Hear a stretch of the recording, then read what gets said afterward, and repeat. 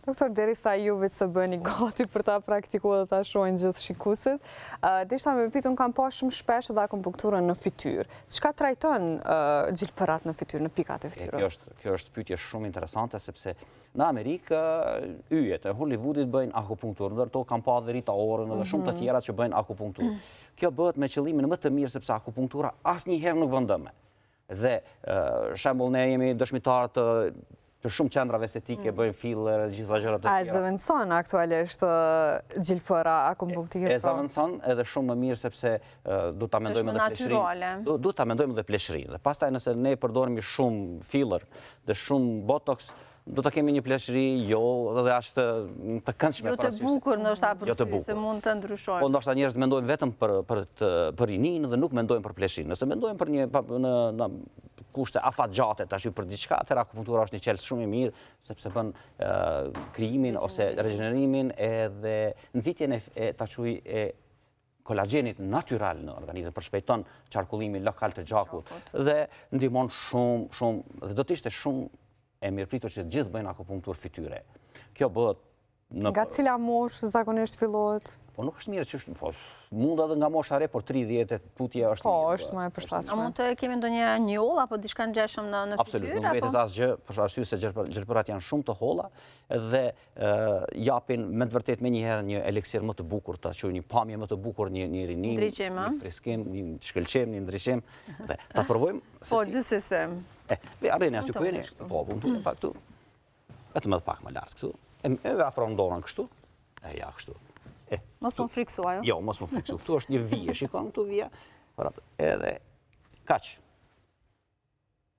Dhimbje ka të tjesh. Shumë pak, do të thonë fare gati. Mos është ngodorë, lutem lëshiraj do. Ja.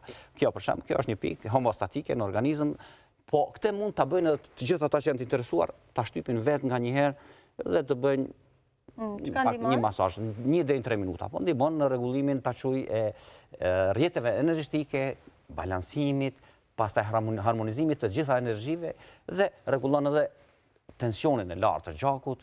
Domethënë është shumë efikase për shumë. Ne zakonisht këtë gati të çdo paciente bëjmë për arsye se kjo ndihmon gjithmonë vetëm ndihmon. Po kemi edhe pika të tjera, kjo pika këtu.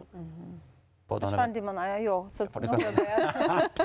Për një koncentrim më të mirë, për ta quaj se kjo pika indiane në kinezisht quhet yin tang, po chakra në gjuhën indiane është ta quaj, indianët nuk e kanë vendosur këtë vetëm për bukuri, ajo pika kuqe, po kjo është një pikë e madhe energjetike që ndikon jashtëzakonisht shumë tek sistemi nervor, te lirimi i serotoninës edhe shumë hormoneve të tjera të cilat rregullojnë ta quajnë këtë sistemin hormonal, po dhe organizmin e bëjnë. Doktor, cilat mund të jenë disa prej gabimeve që mund të shkaktohen apo mund t'i bëjnë nëse nuk janë profesionistë, po, të akupunkturës? Normalisht 2-3 cm dhe s'ka asnjë problem. Po.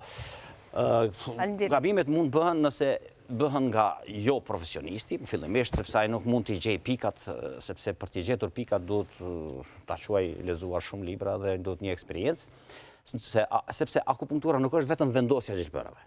Ka më shumë, ka diçka më shumë, se cila mësohet, si thot profesori Frank Barr, i cili ka 60 vite eksperiencë, thot, çdo ditë mëson më shumë, sepse krijohet një instinkt te mjeku i cili e gjen pikën në Besoj nga përvoja juaj e gjatë, unë e poshtë edhe tek Mireta ke shumë e lehtë për me gjetë pikën edhe shumë e ishte pa dhimbje fare, do thotë. Patjetër. Në këtë rast tash nuk e di pjesë të trupit mund të jenë. Duhet kemi kujdes te shtatzania, do thotë tek gra shtatzana, megjithëse aplikohet tek shtatzana, sidomos kur ka probleme me vomitus apo me vjellje.